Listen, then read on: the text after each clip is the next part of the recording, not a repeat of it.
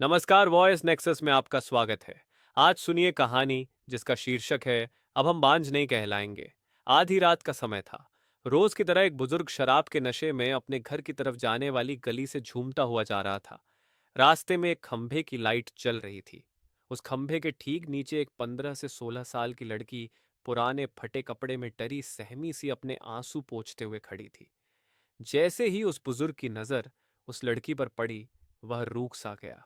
लड़की शायद उजाले की चाह में लाइट के खंभे से लगभग चिपकी हुई सी थी। वह बुजुर्ग उसके करीब गया और उससे लड़खड़ाती जबान से पूछा, तेरा नाम क्या है? तू कौन है और इतनी रात को यहाँ क्या कर रही है? लड़की चुपचाप डरी सहमी नजरों से दूर किसी को देखे जा रही थी। उस बुजुर्ग ने जब उस तरफ देखा जहां लड़की देख रही थी, तो वहां चार लड़के उस लड़की को घूर रहे थे। उनमें से एक को वो बुजुर्ग जानता था। लड़का उस बुजुर्ग को देखकर झेप गया और अपने साथियों के साथ वहां से चला गया। लड़की उस शराब के नशे में बुजुर्ग से भी सशंकित थी।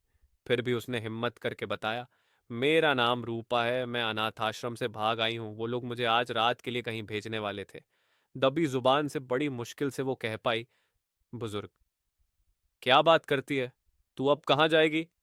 लड़की, नहीं मालूम। बुजुर्ग, मेरे घर चलेगी? लड़की मन ही मन सोच रही थी कि ये शराब के नशे में है और आधी रात का समय है, ऊपर से ये शरीफ भी नहीं लगता है।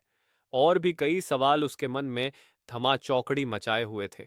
बुजुर्ग, अब आखिरी बार पूछता हूं, मेरे घर चलोगी हमेशा के लिए? बदनसीबी को अपना मुकद्दर मान बैठी गहरे घुप अंधेरे से घबराई हुई सब कुछ भगवान के भरोसे छोड़कर लड़की ने दबी कुचली जुबान से कहा, जी हाँ। उस बुजुर्ग ने झट से लड़की का हाथ कसकर पकड़ा और तेज कदमों से लगभग उसे घसीटते हुए अपने घर की तरफ बढ़ चला। वो नशे में इतना धुत था कि अच्छे से चल भी नहीं पा रहा था। किसी तरह लड़खड़ाता हुआ अपने मिट्टी से बने कच्चे घर तक पहुंचा और कुंडी खटखटाई।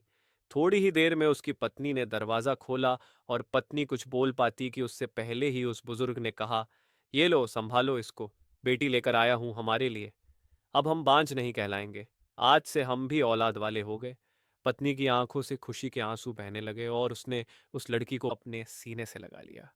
अगर आपको कहानियां सुनना पसंद है तो चैनल को सब्सक्राइब, लाइक एवं कमेंट करें, अपना सुझाव दें। धन्यवाद।